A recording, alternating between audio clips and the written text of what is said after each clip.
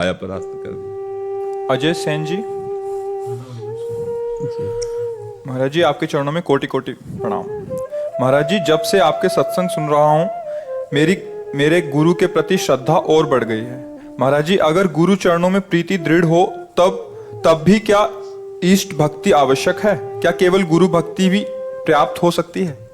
गुरु ही किसका है? गुरु ही इष्ट है, इष्ट ही गुरु है। जब ये भाव मान लोगे तो सच्ची गुरु निष्ठा मानी जाएगी, फिर प्रश्न ही नहीं बचता। गुरु ही इष्ट है, इष्ट ही गुरु है। कहने को दो हैं एक, तो फिर प्रश्न ही नहीं बचता। गुरु ने जो मंत्र दिया है, गुरु ने जो उपासना दी है, अगर उसमें रत नहीं हो तो गुरु निष्ठा ही नहीं है, वो गुरु सेवा ही नहीं मानी जाएगी। तो प्रश्न ही नहीं बनता कि फिर अलग से इष्ट आराधना करनी पड़ेगी क्या? क्योंकि गुरु का आराधन यही है कि जो उन्होंने नाम दिया, मंत्र दिया, आदेश किया, उसके अनुसार चलना। और वो गुरु हो नहीं सकता जो हमें इष्ट से विमुख कर दे। तो फिर इस प्रश्न का हमें अस्तित्व तो समझ में नहीं आया। ये कि गुरु की पूजा ही हो जाए या फिर इष्ट भी होना आवश्यक नहीं। गुरु की पूजा आप क्या समझते हैं? उन्हीं का ध्यान, उन्हीं का दिया मंत्र, उसी को, उन्हीं के वचन। यही तो इष्ट है। फिर क्या है? प्रश्न ही नहीं बनता। इष्ट किसे कहते हैं? भगवान या किसी तो गुरु कौन है? वही गुरु ही होगा। तो फिर आपको संशय है ना, इसलिए प्रश्न कर रहे हो। तभी तो हम कहते हैं प्रश्न बनता ही नहीं ना। ध्यान मूलम गुरु मूर्ति, पूजा मूलम गुरु पदम, मंत्र मूलम गुरु वाक्य मोक्ष। गुरु को इष्ट रूप में जो देख रहा है तो उसका एक प्रश्न कैसे बन सकता है? दूसरा आप पर प्रश्न करे तो आप मुस्कुरा सकते हो कि आप जानते ही नहीं, इष्ट और गुरु दो थोड़ी होते, एक ही। गुरु गोविंद ने भेद कराए, फिर हमें संशय नहीं होना चाहिए। अब जैसे हमारे गुरुदेव हैं, हमारे आचार्य हैं, तो हमें अपने गुरु की प्रसन्नता देखनी है। हमें प्रसन्नता होती गुरु का पूजन करने में, और गुरु को प्रसन्नता होती श्यामा श्याम का पूजन करने में। तो हम पहले श्यामा श्याम का पूजन करेंगे, क्योंकि हमें गुरु को प्रसन्न करना ना। गुरु को प्रणाम करने से हमें प्रसन्नता होती कि हम गुरु को प्रणाम कर रहे हैं। गुरु जी को है नहीं कि तुम श्री जी को प्रणाम करो, हम श्री जी को प्रणाम करेंगे, क्योंकि उससे गुरु को प्रसन्नता होगी।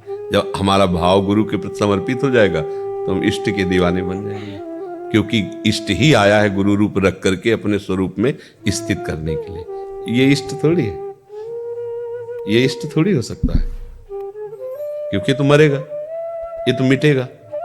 ये पहले नहीं था, वो बाद में भी नहीं रहेगा, बीच में प्रकाशित हुआ है हमको अपने स्वरूप का ज्ञान कराने के लिए। हमारे जैसा रूप रख के हमारी जैसी बात हमको बोलेंगे तो हमारी समझ में आ जाएगी। नहीं, गुरुवाणी तो हो तो रही, सुन पाओगे? उसके लिए दिव्य कान होने चाहिए। गुरुवाणी तो हर समय आकाश में गूंजती रहती, हर समय भगवत वाणी गूंजती रहती, ऐसे हम नहीं समझ पाएंगे। अब गुरु ने हमारे जैसा रूप रखा, हमसे बात किया, हमें डांट रहे हैं, दुलार कर रहे हैं, प्यार, अब हमारी बात बन गई।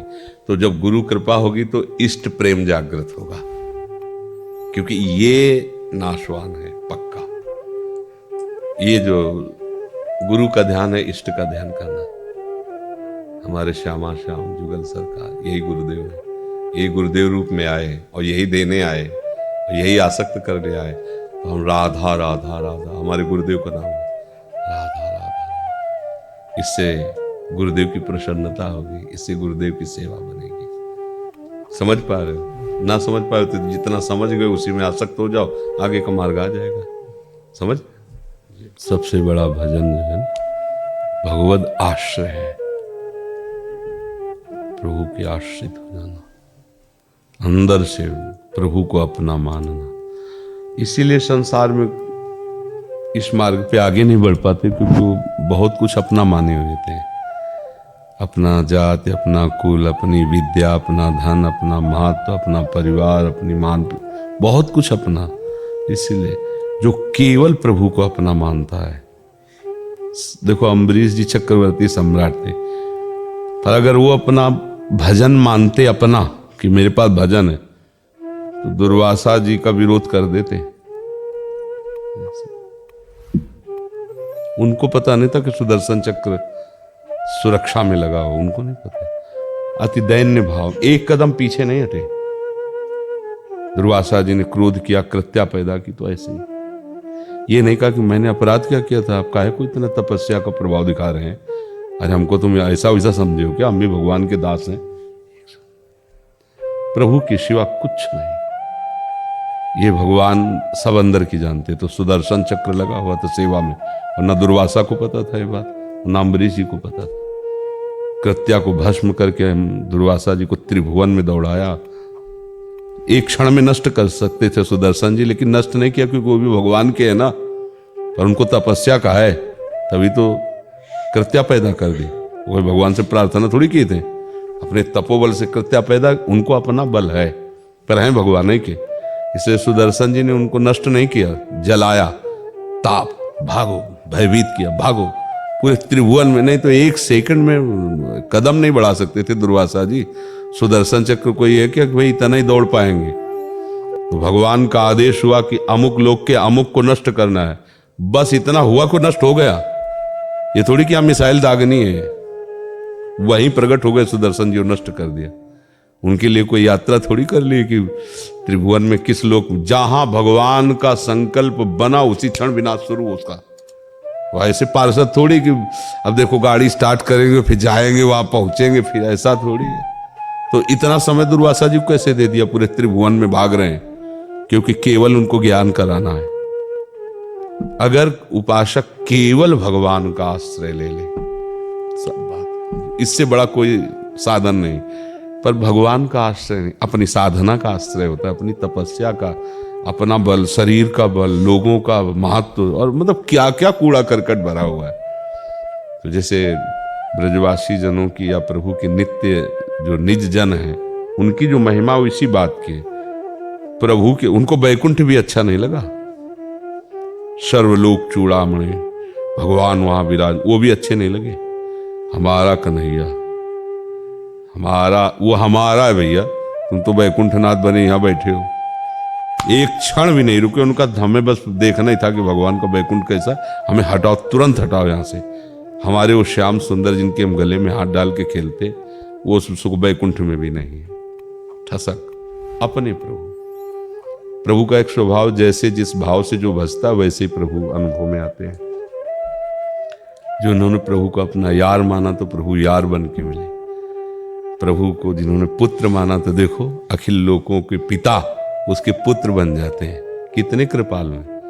प्रभु को पति माना, जगतपति उसके पति, जैसी भावना करे प्रभु। ये था माम प्रपद्यन्ते तास्तथैव भजाम्यहम्। वो भगवद आश्रय, प्रभु के चरणों का आश्रय, प्रभु के नाम का आश्रय, धाम का आश्रय, रूप लीला, ये सब भगवद आश्रय है। बस सच्ची भक्ति हो गई। किसी और का जिस दिन भरोसा नहीं रहेगा उसी दिन प्रभु का साक्षात्कार हो जाएगा। तब तक विलंब है प्रभु की तरफ से, जब तक कोई और है तुम्हारे जीवन में। जिस दिन और कोई नहीं होगा, वस्तु, व्यक्ति, स्थान, कुछ भी, इतना भी कुछ और, कहते हैं ना डूबने वाले को तिनके का सहारा काफी होता है।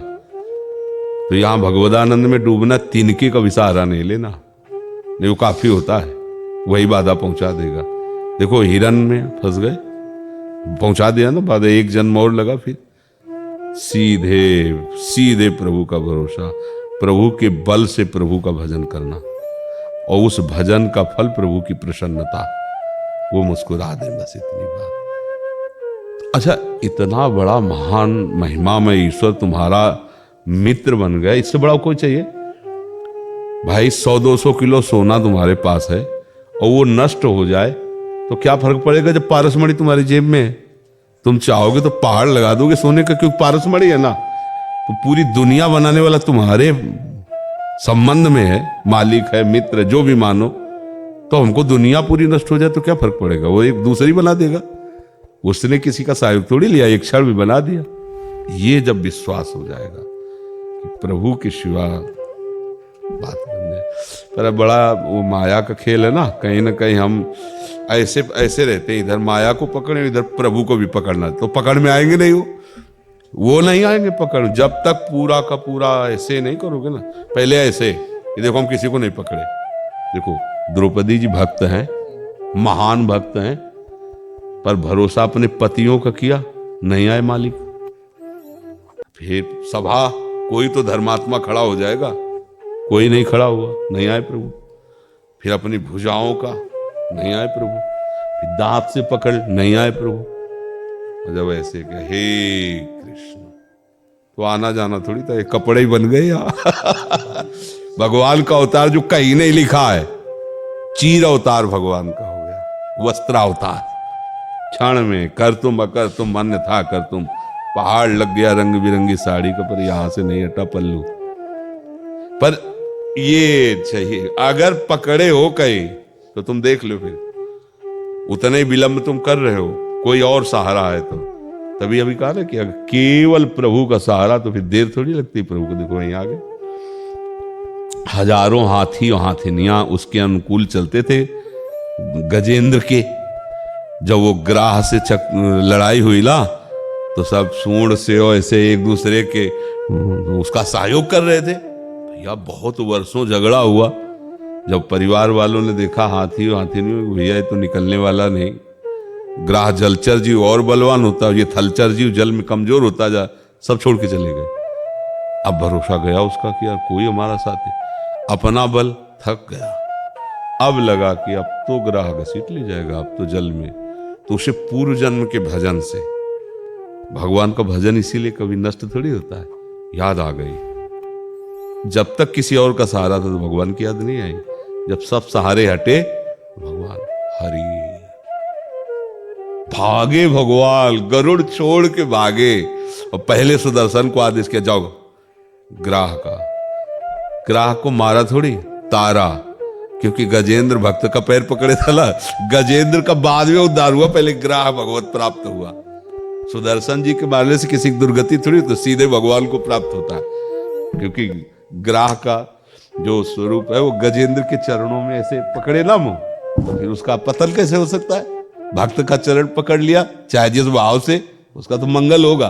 तो सुदर्शन जी ने पहले ग्राह को भगवत प्राप्त कराया, फिर भगवान आके गजेंद्र जी को। इन चरित्रों से पता चलता है कि अगर हम किसी का भी भरोसा लिए तो हमें भगवान की महिमा नहीं देखने को मिलेगी, जब केवल भगवान ये आपके सिवा, तो वही चमत्कार प्रकट हो जाता है भक्ति का।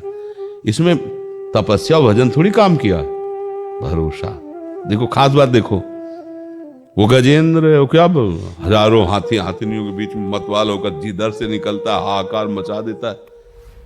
भरोसा उसको जागृत, एक क्षण में भरोसा जागृत हो गया, अब कोई नहीं।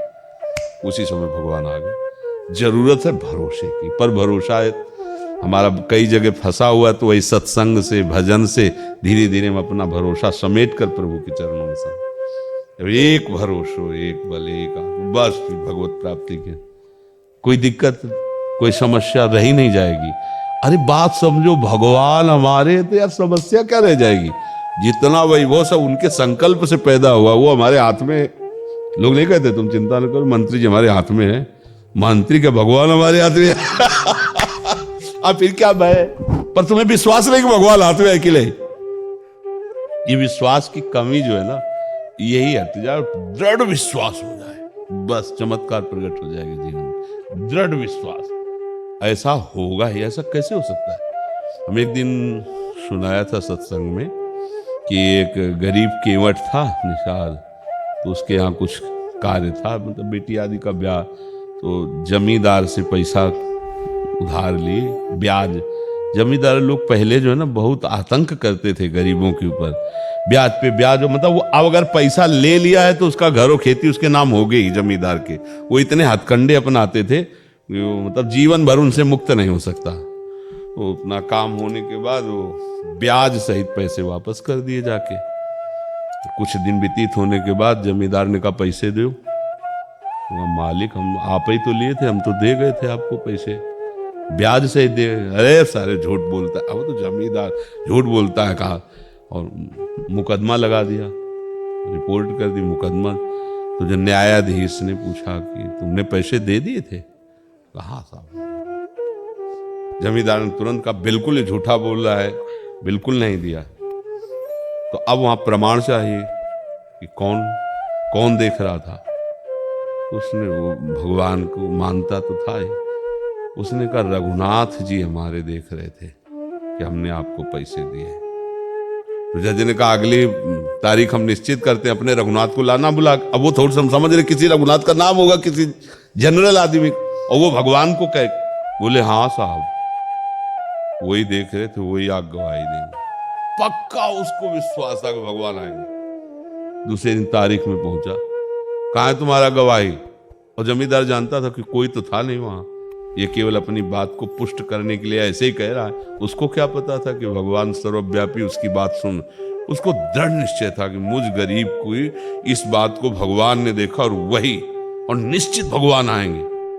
तो कहा कहाँ है तुम्हारा? तो बोले बुलाओ, जैसे रघुनाथ हाजिर हो। ले लठिया, हाँ सरकार। पहला दर्शन निषाद भी कर रहा है भगवान, साधारण। जमींदार, ए तुमको हमने कब देखा? कौन है तुम? कहां से? उस भगवान ही थे ना।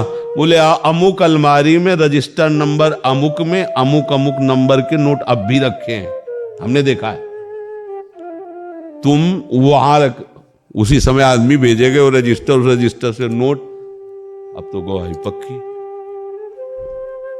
जमींदार को पता नहीं था कि भगवान है, उसे विश्वास था। बस वो निकला और भगवान का नित्य भक्त बन गया, क्योंकि उसने सोचा कि यार मैंने जो भगवान को साक्षी किया तो भगवान आके हमारे सांसारिक कार्य का सपोर्ट किए, तो वैसे भगवान का महान भगत बन गया। हम विश्वास कर निश्चित। देखो एक कथा सुनाई थी एक बार। क्षीरचोरा गोपीनाथ जी के पास एक गोपाल जी भी ठाकुर जी हैं, उड़ीसा में विराजमान है। वो वृंदावन के ठाकुर जी थे गोपाल जी। तो एक ब्राह्मण ने तीर्थ यात्रा के लिए, तो एक जवान ब्राह्मण गरीब था, उसने कहा ठीक है हमको भी दर्शन हो जाएंगे, चलो हम आपकी सेवा करेंगे, आप धन लगा देना। सब ऐसा हो गया। और खूब तीर्थ यात्राओं में जब वृंदावन आए तो इतनी सेवा उसकी की वो उसका हृदय गदगद हो गया। तो उसने कहा गोपाल जी के मंदिर की, भैया तुमने इतनी सेवा की है, हमारी एक बेटी है, हम अपनी बेटी का ब्याह तुमसे। तो बोले देखो हम तो कुछ कहा नहीं, लेकिन आप ही ने कहा है, बदल मत जाना वहां गांव जाके, क्योंकि तुम जब बड़े आदमी हो, तुम्हारे लड़का ऐसा। बोले नहीं नहीं, बदल क्यों जाएंगे, भगवान के मंदिर में कहते हैं कि हम बेटी का ब्याह कर देंगे। सब होकर सारांश में बताया। जब घर पहुंचा तो महीना 2 महीना हो गए, कोई सांस ही न लिए। तो उनसे कहा बाबा तुमने कहा था ना। तो लड़कों ने पहले उनको सुन, तो उन्होंने कहा भाई हमें याद नहीं कि हमने कहा। वो पंचों को इकट्ठा किया, पहले गांव के लोग प्रधान हो सब पंचायत करते थे ना। पंचों से कहा देखो हमने तो चाह नहीं की थी, इन्होंने अपनी तरफ से कहा था। तो पंचों ने कहा भाई कोई गवाही होना चाहिए। अब हम वो ये बुढ़े साहब गवाही कौन थे? हाँ भगवान के सामने, गोपाल जी के सामने कहा था। तो बोले अगर गोपाल, लड़के तुरंत बोल पड़े कि अगर गोपाल जी आके यहाँ बोल देंगे तो अपनी बहन का। वो जानते थे कोई मूर्ति चल के थोड़ी आती, भगवान थोड़ी इसके ब्याह की साक्षी दे। उसने कहा अच्छा अगर ऐसी बात है तो हम जा रहे हैं वृंदावन। जो कुछ उसके पास चुन्य पुण्य था बेच बाच करके वृंदावन आया। और गोपाल जी के मंदिर में शयन का समय था। तो ठाकुर जी ने कहा देखो पीछे हम आए थे ब्राह्मण के साथ आपके दर्शन करने, यही मंदिर में कहा था कि ब्याह कर देंगे, सुन रहे हो? चल के वहां बता दो चल के कि उसने कहा था तो हमारा ब्याह हो जाएगा। तो जो सेवा करने वाले तुम समझो पागल आदमी क्या, कैसी बातें भगवान से कर रहा है। पर्दा लगा दिया, भगवान का शयन हो गया और सब चले। वो बैठा, सुन रहे हो ना, देखो आपके सिवा कोई मुझ गरीब का साथ देने वाला नहीं, ना हमारे पास पैसा। जब उसने कहा था उस समय तुम सुन रहे थे कि नहीं? तो अंदर से आवाज आई, अरे कहीं मूर्ति चल करके गवाही देगी? बोले सुन रही, मूर्ति बोल सकती, चल के ले सकती। भगवान आए ली करके। भगवान ने कहा यार तुम बात करते हो, तुम्हें साथ तो चलना पड़े, पर हमें वृंदावन में तुम्हें खूब खाने पीने को मिल रहा है, तुम साथ चलोगे, हमें कुछ खाने पीने को नहीं मिले, कैसे? विनोद। तो काम पहले पता था कि जो है गवाही देने वाले को खवा पिया के लाया जाता है। तो बोले इसीलिए हम कुछ हमारे पास था वो बेच बाच के लाए, खाने पीने की तो चिंता नहीं। तो बोले हम पीछे पीछे चलेंगे, तुम आगे आगे चलना, भगवान ने कहा। बोले हमको देखो फुसलाओ मत, हमें कैसे पता चलेगा? बोले नूपुरों की झनकार तुम्हें सुनाई देगी, और जिस समय पीछे तुम मुड़ के देख लो फिर हम आगे नहीं जाएंगे। ठीक है। भगवान को जब भोग लगाना होता तो पवा देता, और पीछे पीछे भगवान गए वहां उड़ीसा प्रांत में, अपने वृंदावन के ठाकुर गोपाल जी, हाँ वहां भगवान गए। और वो और थोड़ा ही नगर रह गया तो अब उसको लगा कि केवल नूपुरे सुनाई दे रहे कि आ भी रहे। जो ही मुड़ के देखा तो भगवान मुस्कुराते बोले, देखो हमारा तुम्हारा वादा था, अब इतने नजदीक आप तो नहीं चलेंगे। बोला चलो भी मत, हमें कोई परेशानी, हम बुला के लाए। पूरे गांव में गोपाल जी आए साक्षी, सबको आश्चर्य हुआ वृंदावन से ठाकुर जी। तो अब किसी को साक्षी मांगने की हिम्मत पड़ी क्या, जब भगवान साक्षात। हमें दृढ़ विश्वास, देखो भगवान गए चल के, मूर्ति होते हुए भी प्रगट में चल के गए। हमें दृढ़ विश्वास की आवश्यकता है।